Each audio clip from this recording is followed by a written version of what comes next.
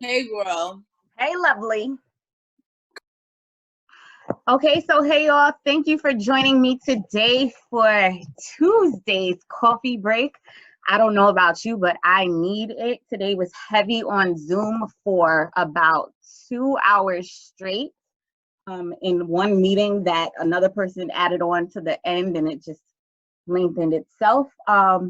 So I want to welcome you to taking this break and taking this time to be intentional about the time you give yourself, your self-care, as well as your own mental health and wellness. Um, have I have a plan for today's discussion, but I kind of want it to just flow. We're gonna just flow from yesterday's conversation because we were diving into how you can show yourself some self-compassion. And I know that I myself went against my own words today because that is what we do so naturally. Um, Today, I facilitated a meeting for my team, and it was really hard on myself after the meeting took place. I'm like, the meeting didn't go well. I was all over the place. I was scattered. The internet was coming in and out. Not that I felt like the internet was my fault, but I feel like I wasn't filtering the information the way that I intended to. Um, And our brains, I said this yesterday, our brains are pretty much programmed to think to the negative first and what didn't go well.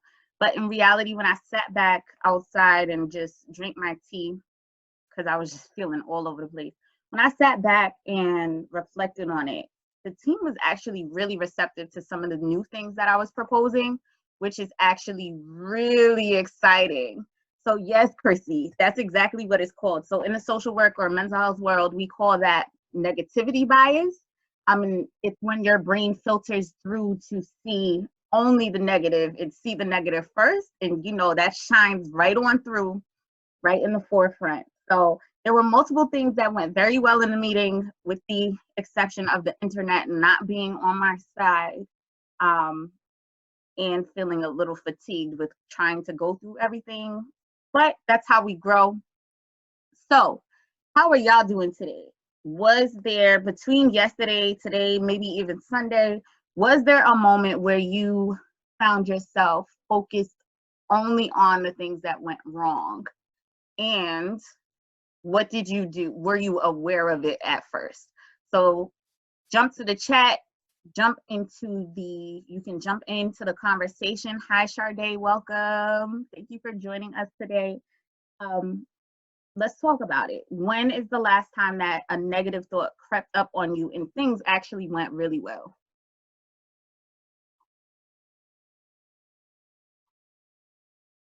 Anybody? You can type in the chat. This morning, Taylor, what happened? Okay, so I know I texted you last night around like 10 something because for some reason yesterday, with my new diet, I had an overwhelming amount of energy that caused me to get like super jitters and heart palpitations at like 6 in the evening. So I went and buried myself under a blanket and I felt like a failure. But then I woke up and did work, but then I felt like even more of a failure because I was like, oh my God, now I'm up until 4 o'clock in the morning. I'm not going to get anything done tomorrow. So I was like, when I woke up this morning, I was like, all right, like, we just gonna make it do what it do. Like, everything can still get done. We just gotta figure out how to rearrange the schedule. And then pretty much like, once I just sat down and like let it flow, it was just like, everything just seamlessly like went back into place. And I was like, okay, like, we're not doing that again tomorrow, but it's all working out. So you met yourself where you were. Yeah, like pretty much I was just like, what can I do now, right? What like Mm-hmm. I'm alive, I'm healthy. Like what else can be done? And it's just like I went, sat in my meeting, and like literally it just like it just kind of like melted into the schedule. Like everything just went back in. And I was just like, oh wow, like I'm actually still kind of on that schedule that I planned versus having to tweak a few things. That's good. And how are you feeling now, having been up until 4 o'clock in the morning? Oh, I'm feeling great. Like I'm gonna go burn this. I'm gonna burn all this energy off on my run at 2:20, and then yeah, after that, like we're good. Like I'll be tired, but I won't go to bed this time. This time I won't take a nap. That's really good. So what Taylor was showing me before you all logged on, she has been keeping up with her wellness planner and has really been intentional on implementing those things when she sits down in the morning and just lays out what her day is going to look like. It's a practice I too have recently implemented again. And I'm proud to say that I finally woke up for my 6:15 workout. It happened. I made it to yoga today. Finally, was super excited, and it was everything I needed. Everything I needed, and I felt prepared to like really tackle it. And actually, not only did I just wake up for my 6:15 workout, I was able to get that 5 a.m. work time in that I used to get while Aiden was sleeping, and was watching over my back to see if he was going to wake up at any moment that I was working through everything. So I'm here before you, prepared to just jump in and continue on with today. So one thing that I wanted to talk about, and this came up in conversation, was, we have to really sweat the small stuff. But before I jump into that, Camantia shared this morning I had a moment. I was just irritated and annoyed with a bunch of small stuff. I put on music and thought about my health, abundance of blessings. Yes, I love that. And the fact that this weekend I will get some time outdoors because we are finally having spring weather. I'm so excited. So for those of you who are joining us from other places where it is super warm, we are going back and forth between 40 degrees, and now today we have 63, which I'm excited for. That's why I've been sitting outside much longer. And enjoying all of the sunshine that we have not been getting with the clouds and rain that we've been experiencing. So Camantia, I am so happy that you've been focusing on your health and the blessings that you are having, as well as the small thing of us getting some sunshine and warmth, which leads me to a conversation that I was having yesterday after our episode yesterday. And we were talking about sweating the small stuff and how important it is to really highlight those little accomplishments, those small things that we do that not only pour into ourselves, but lead us to whatever the goal is that we set out.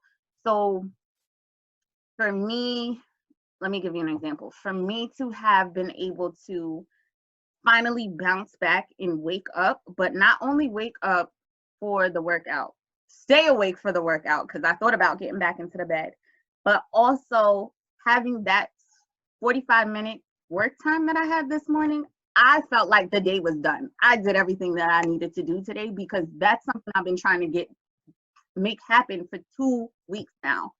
So what is a small thing that you accomplished? And I want you to take 30 seconds to like reflect and think about it. What is a small thing that you accomplished today that you might have overlooked and didn't think it was a big deal? Christopher, if you want to speak out, you may. I see you raised the hand. I didn't even know we could do that in Zoom right now.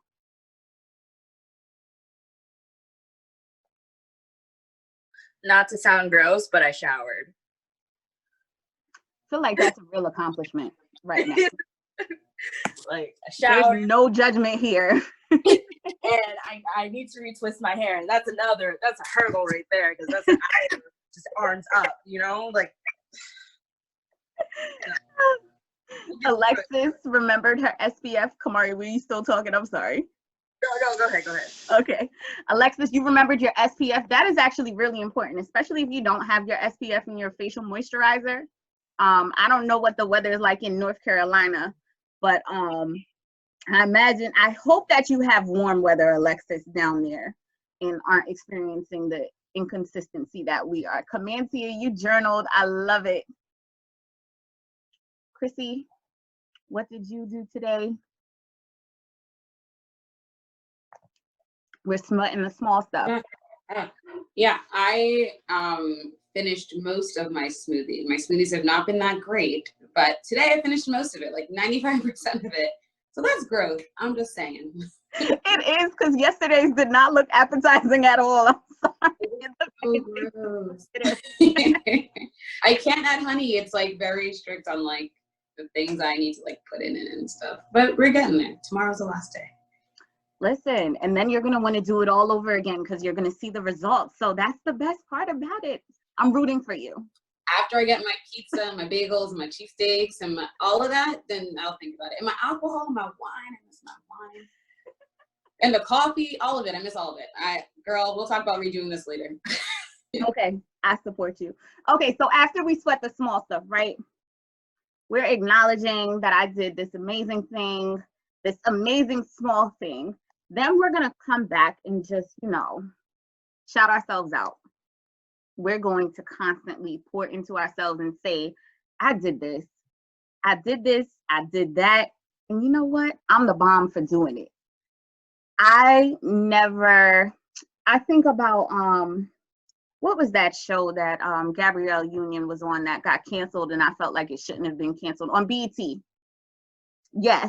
Being Mary Jane. Yes, Being Mary Jane. And how she used to write her sticky notes with her affirmations everywhere. I personally didn't feel like I could get into it, but I do feel like it's a practice that reprograms your brain to focus less on the positive, less on the negative, not the positive, less on the negative, and brings you back to the positive. So if we could take bits and pieces from her practice of having the sticky notes everywhere in her home, or even if you plan to do that, happy birthday, Chris. Make sure that you're figuring out a way that works for you. So for me, it would be journaling. I know Kamanti has shared that it was journaling. I like having conversations with people and telling them, like, you know, I did this today. And then sitting back and saying, I did this today. Like, that's a major thing. And sitting in that and bigging yourself up and celebrating it. And you don't have to wait for somebody else to tell you you did an amazing thing. Tell yourself you did something. What do we think about that? Is that easy for us to do? Is that something that is uncommon, that feels uncomfortable? How do we feel about providing ourselves with praise?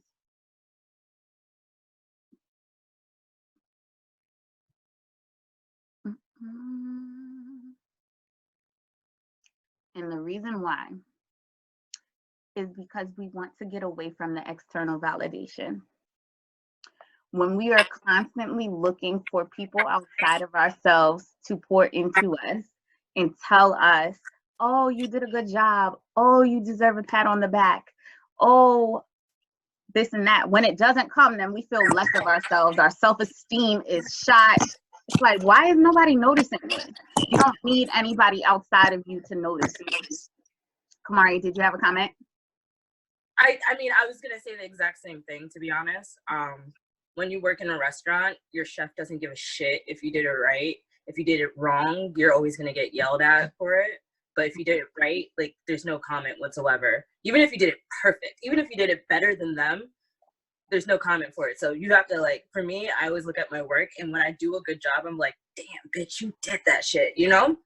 Like you killed it. And I say it out loud sometimes, and, you know, people come to walk in and I'm talking to myself after I look at a cake, and I'm just like, damn, it's nice. It's nice. They're like, you good? I'm straight. Yeah. Like, I just know I have to praise myself because I know nobody else is going to say anything whatsoever. That's a really good example of giving yourself praise, actually. I love it. So Taylor said, I do it a lot, especially when it's work related. Being in a new school, I sometimes feel like I'm fumbling. So how often, thank you for sharing that, Taylor, how often do we find ourselves in new situations, difficult situations, where we're either in a transitional space, we're being exposed to something brand new, and we don't know what to expect. And it ends up being so much better than we could have ever anticipated. I remember my first I'm Not Superwoman live session, like in-person session. I was like, I'm going in, and what I'm about to dive into is actually called imposter syndrome. So we could talk about that all day. But I was going in like, I don't know what I'm talking about. I don't know why these people want to come and listen to me talk about anything. I don't know what's going to happen with this. And it turned into being a space where everyone felt like it's needed, it's necessary, and they enjoy coming, right? So one of the things that I think is really important to add on to those first three, which is sweating the small stuff, patting yourself on the back, and like shouting yourself out, and removing your need for external validation, comes with implementing your boundaries and knowing where you stand for yourself, but also knowing that you can look to others for feedback. So when you know your boundaries and when you know you need to ask for help, then you can stop apologizing for the mistakes that you've made, because we're human, we're growing, and we're trying to learn.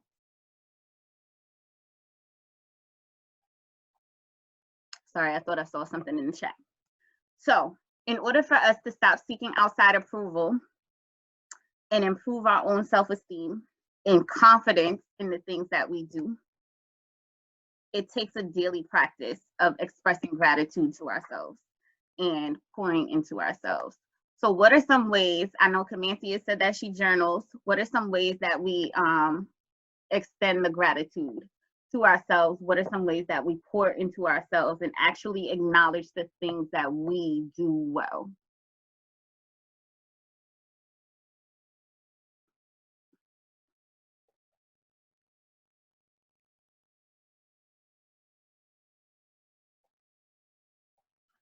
One of the things that I do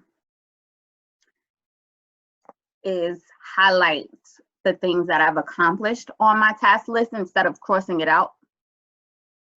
It brings my attention to that rather than the things that are unfinished. So say I have this lengthy and ridiculous list. It's the highlighter that's showcasing the things that are already complete. When I was doing the check marks, it felt like it was still never ending. It was so small, it wasn't making a huge point of it. Thinking back to yesterday, and we're gonna move on from,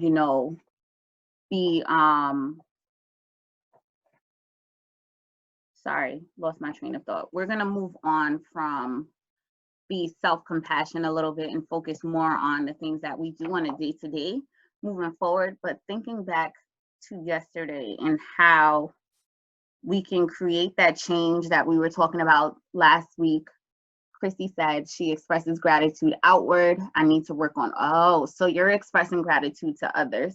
So thinking about the changes that we can make on a daily basis, we need to bring this into practice to ensure that we are pouring into ourselves, to make sure that we are bringing about a well-rounded self. Camanthea shared, this is something I'm learning to do because I struggle so much. My greatest love language is words of affirmation, so I'm thinking about ways I can affirm myself. And that's super important. It's knowing yourself, being able to reflect on yourself. I love that. Sometimes when we think about the 5 love languages, we're looking for it from other people, and I think we forget that we can fulfill those needs from ourselves or with ourselves. So as we close out, it's been a long time since we've had our legit 20-minute coffee break, but as we close out, remember that you need to sweat the small stuff and really pour into yourself and acknowledge the little steps that you've taken to get yourself on track to do what you want to do. Pat yourself on the back and shout yourself out when you do accomplish those things. Remove the need for the external validation, but still feel comfortable asking others for help and getting the feedback that you need while making sure that you're keeping your boundaries in place. So until tomorrow, y'all, see you on Wednesday at 1.